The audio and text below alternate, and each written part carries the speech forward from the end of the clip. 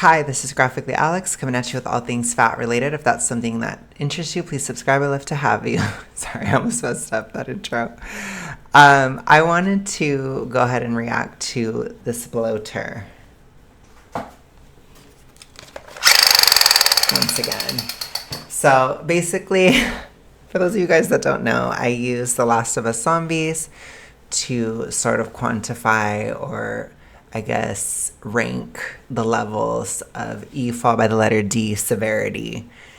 And Miss Bri is a bloater, so somebody that is very, very extreme and whose whole entire life is based around the DIS order and promoting it in others. So we're gonna watch what she has to say. I watched just a little bit of this. I didn't watch the whole thing. I was like, no, I like to react fully whenever I do this stuff. So we're just gonna go. But we will watch the whole thing first. Right now, I'm experiencing a little bit of body discomfort, and I want to walk you through my process. So I actually noticed the last couple of days that I have felt really connected to my body. Specifically, I feel like I've been noticing my apron belly hitting my legs and other parts of my body, and it has felt uncomfortable. What I know has been going on is, number one, the world is on fire. Number two, I've been feeling dysregulated. What I used to do is scapegoat my body and say things like, if I just wasn't fat, then I wouldn't be experiencing this right now. What I do now is I check in with my body and say, okay, we are feeling a heightened sense of connection. What can we do about it? So the first thing I'm going to do is I'm going to change my clothes. And specifically because I'm feeling this intense connection around my apron belly, I'm choosing to wear something with compression. I opted to wear one of my Super Fit Hero outfits, and I can tell you that I'm already starting to feel the difference. From an anxiety, ADHD perspective, it actually makes a lot of sense why compression is going to feel good for me right now, especially if I've been feeling heightened with anxiety. For so long, we have been taught that when we feel connection to our body, that it's something bad. But that is the interpretation. It's kind of like if you hear a fire alarm. If your automatic response is, I need to do stop, drop, and roll, we don't actually have enough information yet if that's true. Now, if I had put this new outfit on and I was still feeling the same level of distress, first thing I would do is ask myself, on a scale of 1 to 10, low, medium, high, how distressful does that feel? Above a 5 or a medium high, what I would be doing is looking for another coping skill to help de-escalate my anxiety and the connection. I most likely would end up taking some sort of anxiety medication. But if it was low enough, but charged enough that I could explore it, I probably journal with my curious questions to see if I can't understand why I'm feeling this hyperfixation around my body. Read the caption for more information. Wow. Okay, so that was... First of all, it was getting a little bit boring towards the end. I'm just going to say that. I feel like I was starting to lose touch a little bit. I was like, okay, girl, like, what are you even saying? She brought in, like, this scale in the middle of it, and I'm like, what? Like, it was just a lot of information. And it was just a lot of bodily book, I guess. I don't know how to say it. It was a lot of gibberish or zombie speak. So I was losing it a little bit towards the end there. But I will say in general, there's certain things, like she kind of contradicted herself where she's like, I don't like feeling connection to my body, which is super DIS ordered, by the way. And then she's like, we're taught that it's bad to have connection with our body. And I'm like, okay, so you should or you shouldn't. So there's like a contradiction there too. And then there's a lot of the cope aspect and all that kind of stuff. She brought in the, well, I want to think that this is something that would feel differently if I wasn't big. That whole thing. But I'm not going to think that. It's like, well, yeah, that's reality knocking on the door. And you're teaching people to ignore reality. So I'm like, okay, girl, you know, like, here we go, you know. It's...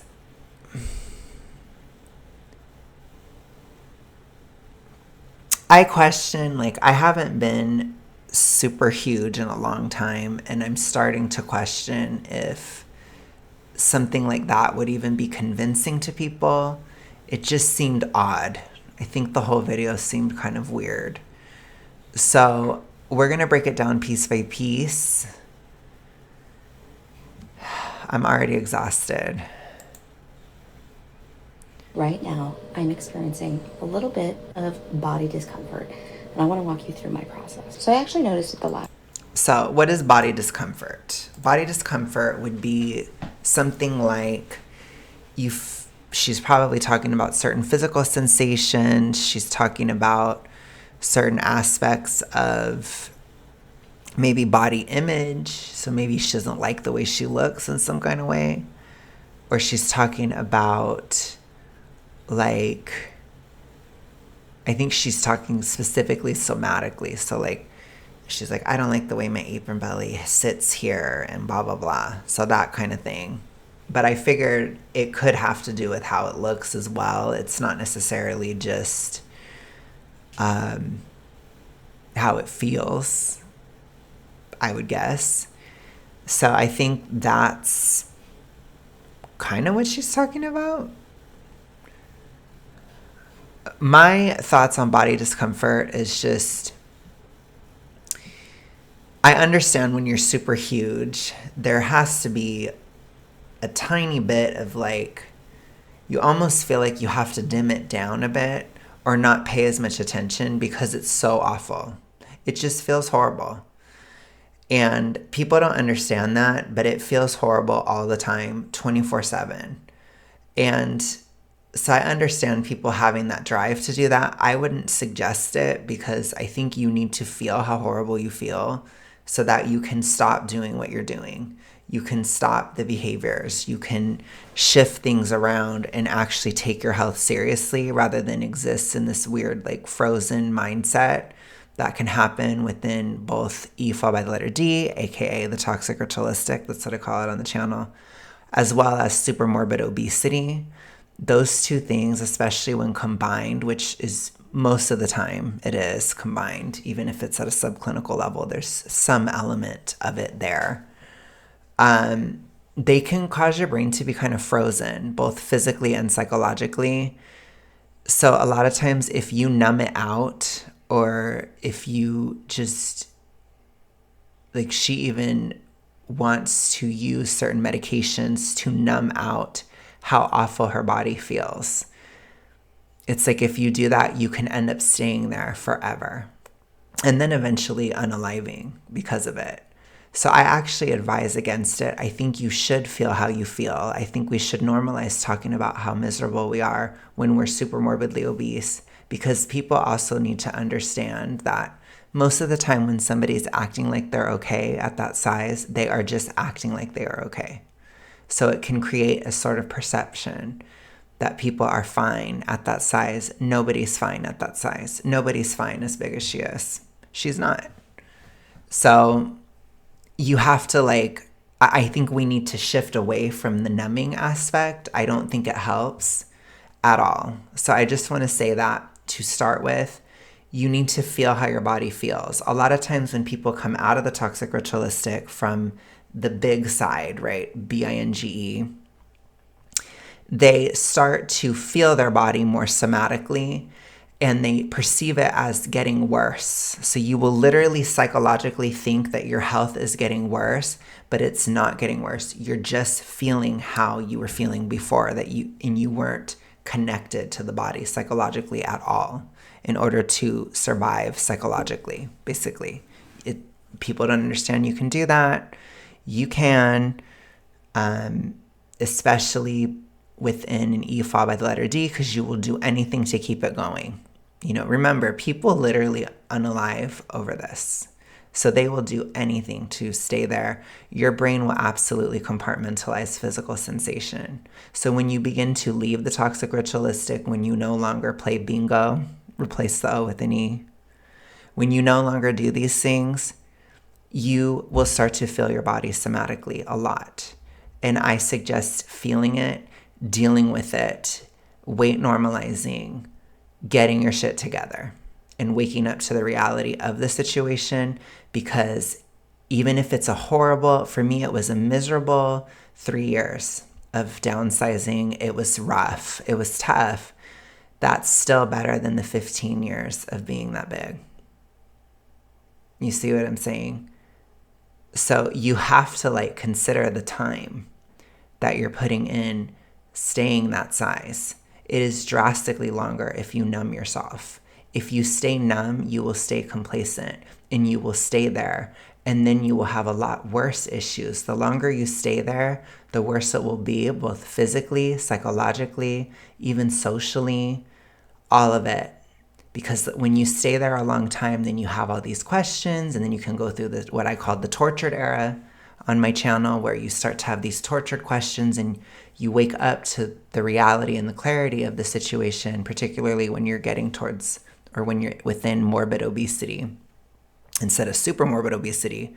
You start to think about all these questions of, why didn't I do this sooner? What did I do to myself?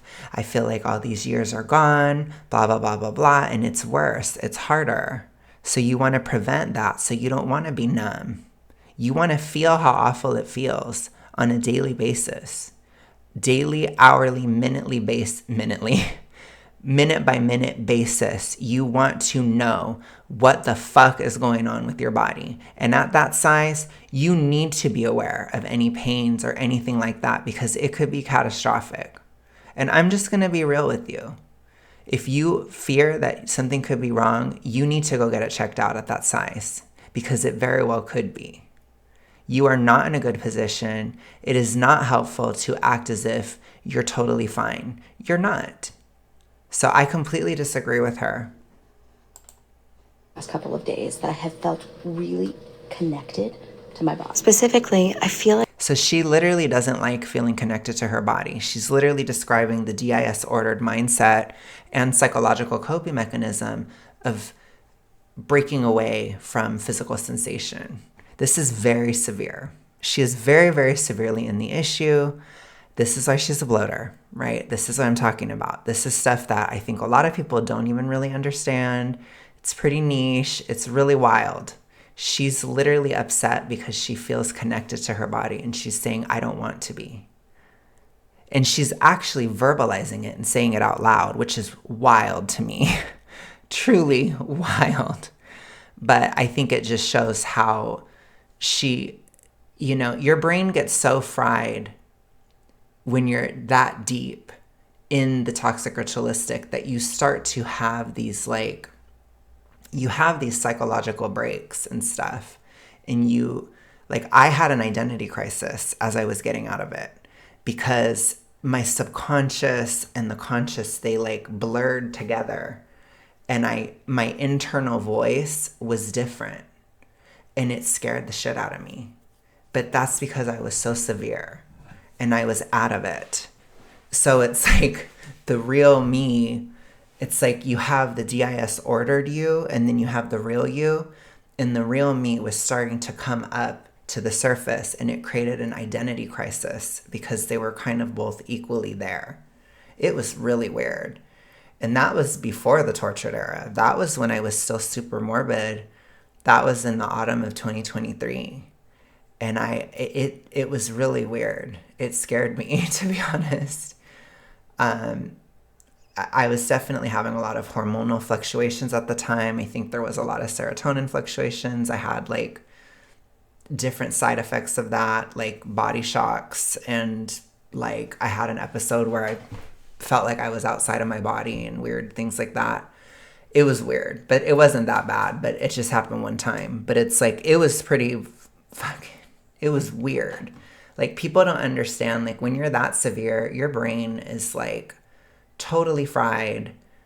You can have weird symptoms, and you see a lot of people when they take Ozempic, they experience these weird things because they're no longer playing bingo.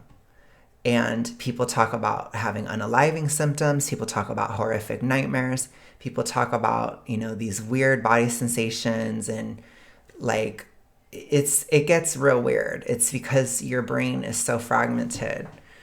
And so she's that bad, but she's like that bad that she's still like, it's like her subconscious and her conscious mind are like competing, even though she's not even stopped bingoing. So it's just weird. So she's literally like contradicting herself in this, where she's like, I don't want to feel connected. And then later she's like, I think it's bad that we're taught that connection is bad. And it's like, what? Like, did you catch that? Because I did. But it's showing how bad it is. You know, you lose yourself. I tell you guys this. It is mental illness. This is a mental illness. Like, people do not understand. It is very frustrating. I literally, like, I don't know how else to point it out to you guys. You know, and she is teaching other people. That is so, oh my gosh. Like, it drives me nuts. You know? I wasn't teaching anybody when I was going through my weird shit and when I was white knuckling it and all that stuff. I just dealt with it. But for me, at that point, like when I started having an identity crisis and all that weird stuff, so that psychological stuff in 2023, my hormones had shifted. My body had changed in the sense that I could no longer play bingo. I didn't have the appetite for it. And I wasn't going to force it again because I didn't have the psychological drive and I had too much logic to know that it was stupid. So I wasn't going to do it. And so I was like, whatever happens, happens, I guess. I guess I'll just freak out. So that was my approach. I was like, whatever happens, happens, you know? And I did it. And it wasn't that big of a deal. It's just, you have to like, I had to think about the past a lot and kind of like reconnect with who I used to be. Like, it was weird. It wasn't pleasant. But I don't think most people go through stuff like that. But you can have nightmares and stuff. Serotonin nightmares, that's what I call them. I had one a couple days ago.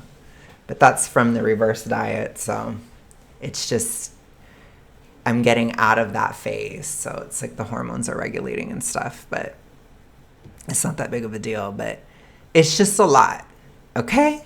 Don't engage in the TR. You fry your dopamine and serotonin receptors. You fry everything. So don't do it. That's my advice. Don't do it. Don't get severe. Don't scar your brain. Just stop, okay? Stop immediately. The longer you go, the worse it will be. So just stop. Like I've been noticing my apron belly hitting my legs and other parts of my body, and it has felt uncomfortable. What I know has been Yes, everything is uncomfortable at that size. So that is a normal feeling. Going on is number one, the world is on fire. Number two. So I don't know if she's talking about like geopolitical stuff or if she's talking about the temperature because it is hot. I don't know what she's saying. So I don't know. I don't know how to interpret that. I've been feeling if it is the political thing, that is super DIS ordered to be like, I'm upset politically, therefore I'm upset with my body. Super DIS ordered beyond crazy. If it's heat, like actual heat, it does make more sense. That's less DIS ordered. That's like being rooted in your body and just feeling the sensation of uncomfortable heat. So I don't know which way that is. It was unclear.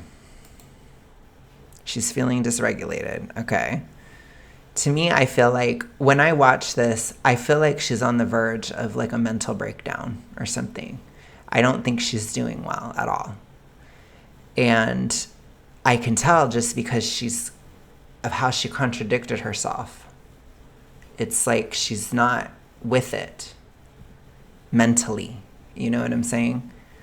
You don't do that in one, 2-minute video if you're doing okay. That's a little weird.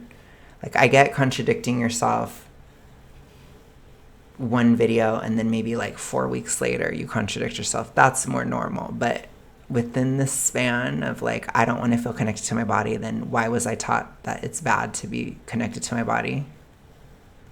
Girl, what? What I used to do is scapegoat my body and Okay, DIS ordered. but I feel like you're still doing that. Say things like, if I just wasn't fat, then I wouldn't be experiencing this right now. So that could be true. That could be very true. That probably is true. If you're talking about, like, maybe the heat wouldn't be as bad if I wasn't fat, or maybe this wouldn't be as bad if I wasn't fat. Like, I know for sure, like, plane seats and sleeping, like, for me, my quality of sleep, it's so much better in the sense that, like, I don't have sleep apnea. I don't have to have a tower of pillows. I don't have to worry, like, if I travel or something, I don't have to think about the bed situation and be like, am I going to be able to breathe on that bed? You know, and that's the sleeping thing. They can kind of try to gaslight you into blaming society for, like, booths and airplane seats and stuff like that. But with sleep, you can't really make an excuse for that. You can't. And sleep is something you do every day. And it's a huge part of your life. And if you have bad quality of sleep due to your weight and you're questioning, will it get better if I lose weight? Absolutely it will. It totally did. It totally did. So, I'm just saying. What I do now is I check in with my body and say, my knee pain is much better. I don't have it at all anymore. And I used to have it killer. Back in 2022, oh my fucking God, my knees hurt so bad. I was like, I felt like it was gonna kill me. It was so bad. And even when I was morbidly obese, I would get points where, again, that serotonin dopamine balance would shift and your muscles can get really stiff. And so then my knees hurt really fucking bad again when I was morbid. That was like August, September-ish of 2024. And I'm like, oh my God, the knee pain's returning. What the fuck? It pissed me off so bad. And I had like horrible allergies and breathing issues and all that stuff because serotonin is opposed to histamine. So when your serotonin goes down as a part of downsizing or being like in a CalDEF, it can be so drastic, especially at these high levels of obesity, that it will cause migraines. It will cause wheezing and asthma and stuff like that.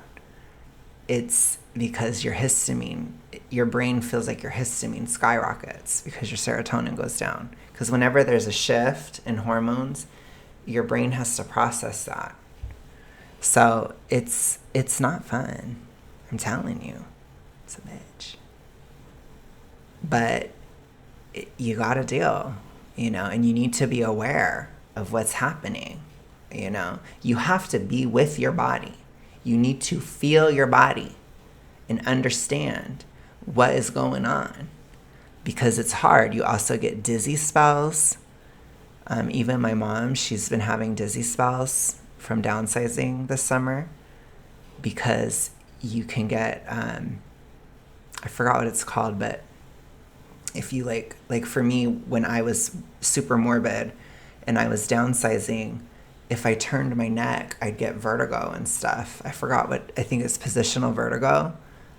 It's super common in downsizing, especially from a huge size. I mean, there's a lot of complications, or it's tough, it's hard. So a lot of times when people talk about the symptoms of Ozempic, they're not symptoms of Ozempic. It's symptoms of downsizing from a huge size, and then especially with that complicated factor of the TR. So if you're no longer engaging in that, you also have,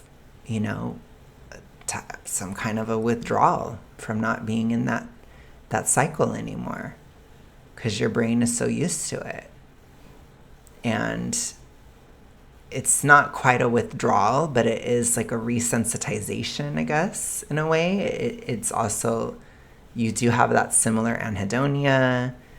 You have like feelings of a void and things like that. Like if you're no longer triggered by looking at the mirror, it feels weird to you. You have to get used to this shit. And then on top of it, when you're super morbidly obese, you have all these physical problems too at the same time. And that's not even including like body dysmorphia and all that stuff, and general anxiety from hypothyroidism, which is super common in super morbid obesity. I mean, the list just goes on and on. Fatty liver causing mood issues and certain food sensitivities. I mean, do you want me to go on forever, Bri? I can go on forever. It's never ending. So I will tell you all of that gone. From weight normalization, it's gone. I've been a little migraine-y after my reverse diet, D-I-E-T, because your serotonin goes up when you start to take in more, especially sustainably. But then your brain gets used to it, and so then your brain perceives it as going down, or your body perceives it as going down. People don't understand that, so let me break this down for you. You have your hormones, right? When you're in a CalDEF, the serotonin is here. The dopamine's here.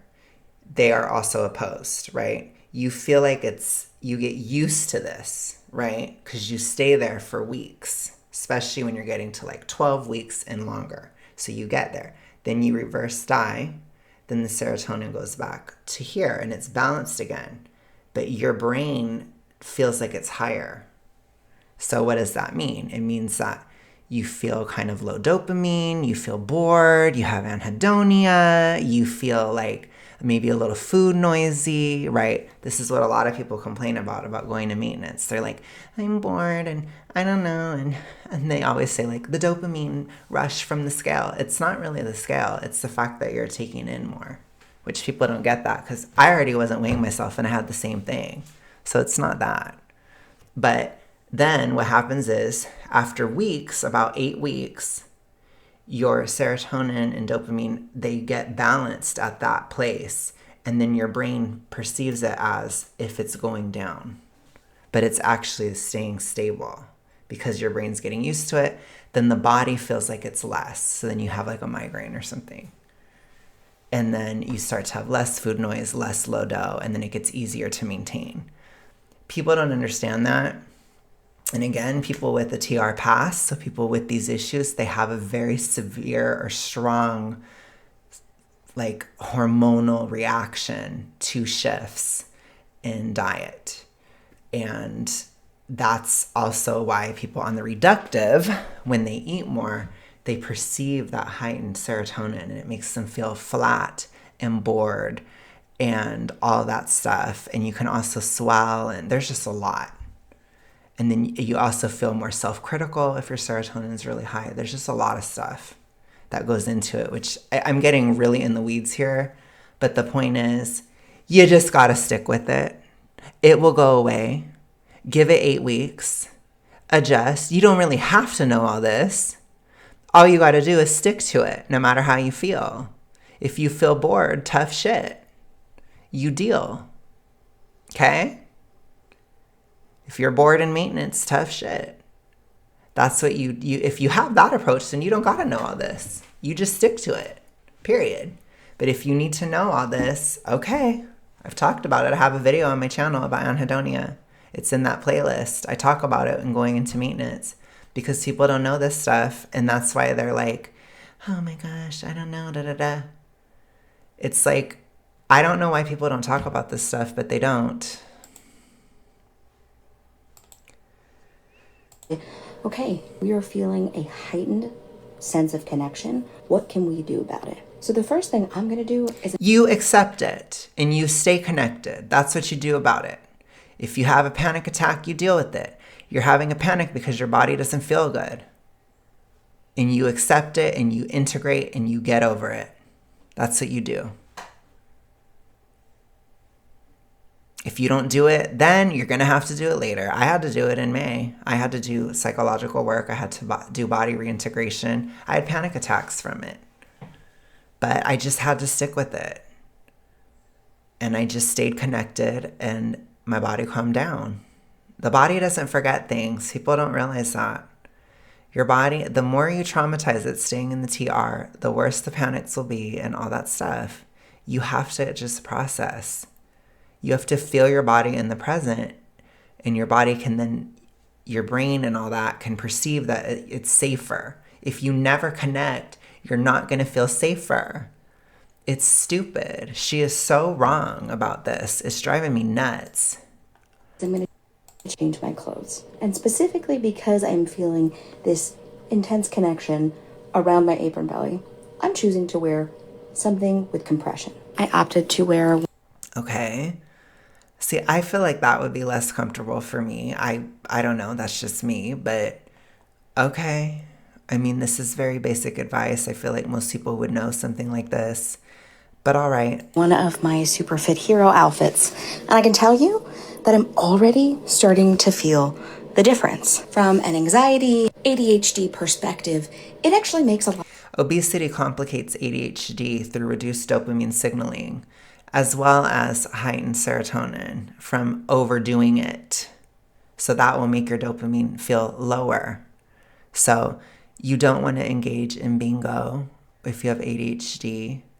You don't want to be obese if you have ADHD. It makes it worse. Both of them make it worse.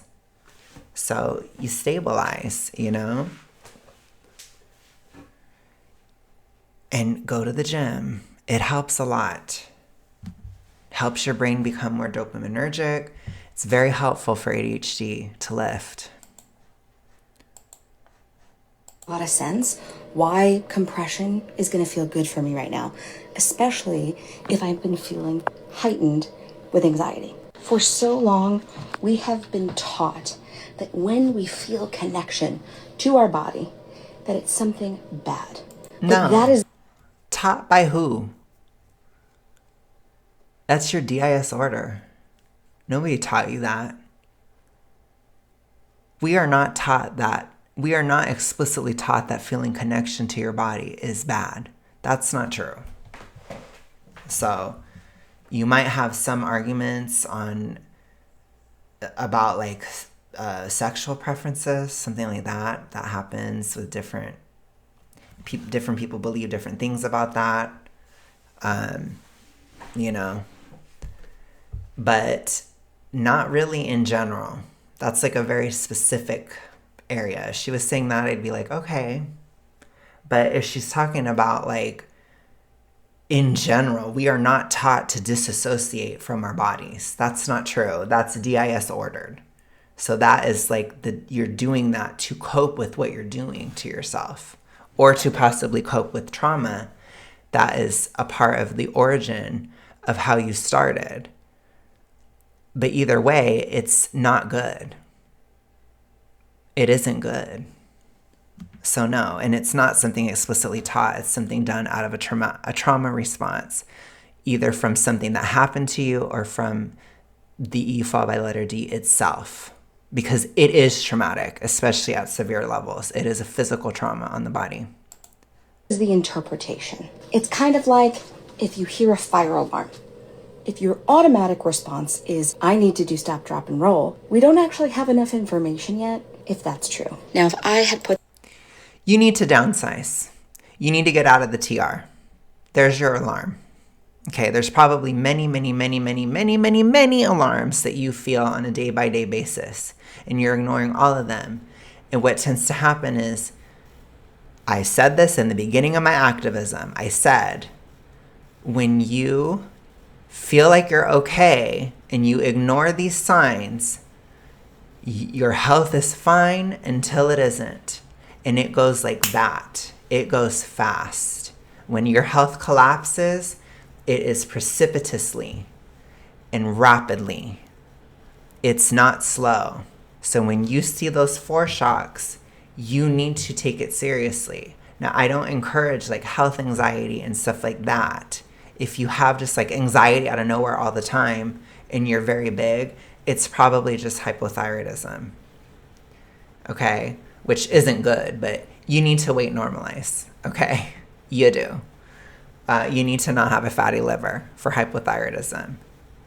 Okay, so it's all that kind of stuff, and you might have to do like a thyroid protocol and all that stuff. But the point is, your anxiety might be coming from a physical cause, from the obesity itself. So you have to separate that too. You got to really get into the nitty gritty of your body. You got to get to know your body and figure out what the hell is going on. So I agree with her that not every anxiety spell is meaningful. Not every time you have anxiety doesn't mean that you have to stop, drop, and roll. But it is something where you should be like, okay, I'm having a hypo moment. It's the winter solstice or the summer solstice. It's a tricky time when you're hypo. I'm more anxious during these months of the year usually. Okay, well, that's what's happening, you know, blah, blah, blah. Or I drank a lot last night. Now I feel really anxious today. Okay, well, you know, I did something very anti-thyroid, so I'm worse. You know, you need to like understand and get to know that. That's especially from like having poor health. You have to know your conditions and you have to know what's going on and monitor all the time. That's what you wanted, right? You wanted a distraction from your life. Well, congratulations, Bri, you have it now. Because now your body is a whole ass job.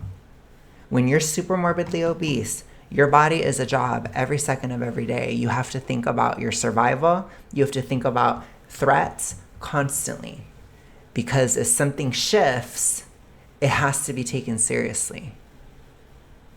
Every time. Especially the older you get. So it's like, that's a part of it. It becomes, all the health issues start to become a trigger in and of themselves. I'm sure that happens on the reductive side too, but it happens. So it's like, then you have to manage everything. I've done it. It was horrible.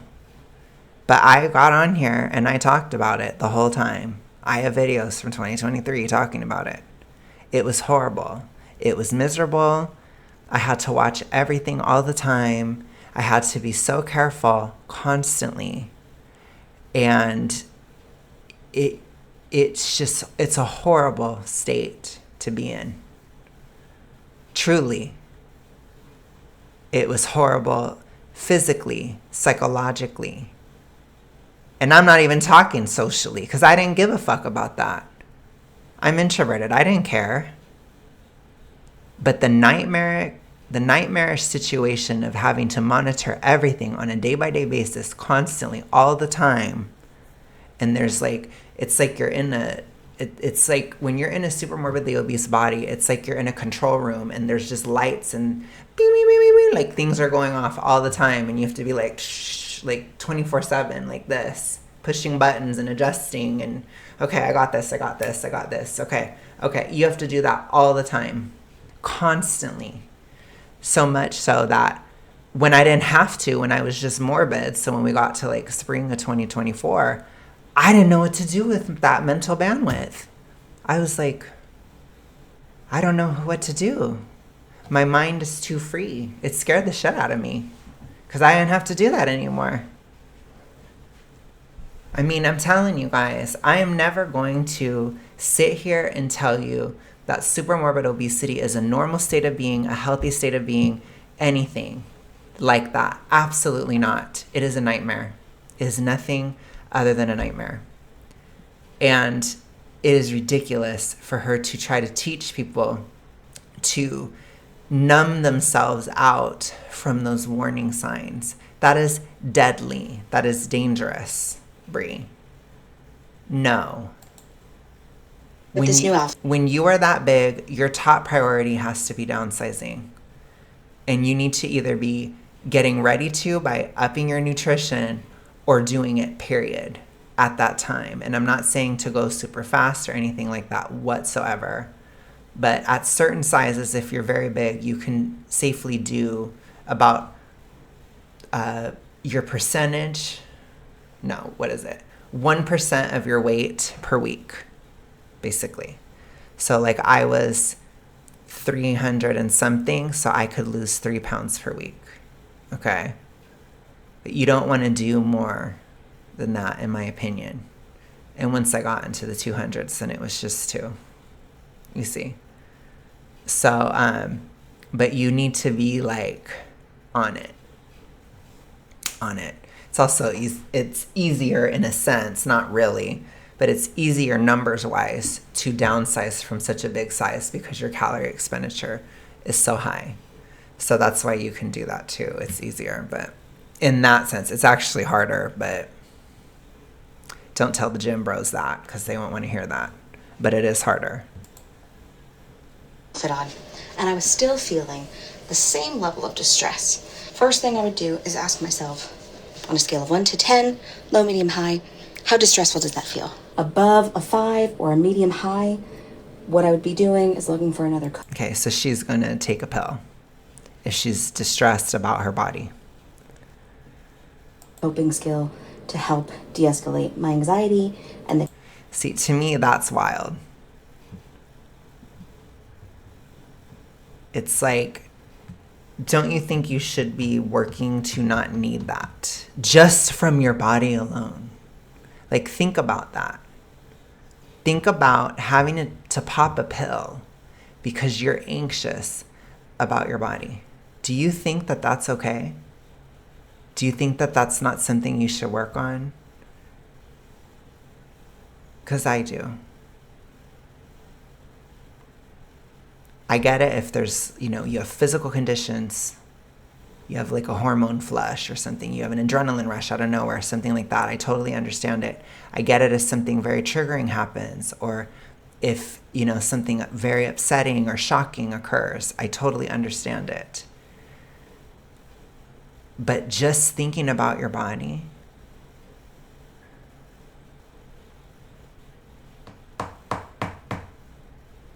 that's deeply TR. It's deeply DIS ordered. You got to get over it. You got to get out. So she's now popping pills to continue her DIS order. That is not the right way to use that medication, ma'am. You don't use it to support. You're like somebody using alcohol to support what you're doing for the E followed by the letter D. You're using the pills for it too. Anything but getting out of it, right, Bri? Anything. So what else? What else are you going to add to it when that doesn't work either? It's truly, she's so severe, you guys. She really is. It's horrible. A connection. I most likely would end up taking some sort of anxiety medication. But if it was low enough, but charged enough that I could explore it, I probably journal with my curious questions to see if I can't understand why I'm feeling this hyperfixation around my body. Read the caption for more information. So call me a Backrooms girly pop, but awareness isn't enough. Action needs to be taken and changes need to be made. For those of you who have seen the Backrooms, you'll understand that reference. But for now, I am still lost in the Backrooms of vanity downsizing. I don't know what the hell's going on. But guess what? I don't have any anxiety about it because I don't give a shit anymore. And that's the beautiful thing. If you leave the TR, you will get here. Eventually, all the hormone noise and all that crap, and your brain comes mostly back online. I would say it's mostly back. I still struggle with the reverse DIET aspect, reverse DIET aspects, and the serotonin shifts and things like that. Because again, the brain is primed for that signaling because of years of being in it. But other than that, I mean, I'm all right. I'm just in the back rooms, I'm going through the clothes, trying to find new clothes that fit, which good luck to me, because I don't know, given on the day, I don't know what the hell I'm going to fit into, because I feel like I'm swollen, then I'm not, then I'm swollen, then I'm not. I don't know. But that's just the back rooms, you guys. I will talk to you later. Have a good rest of your day, night, etc.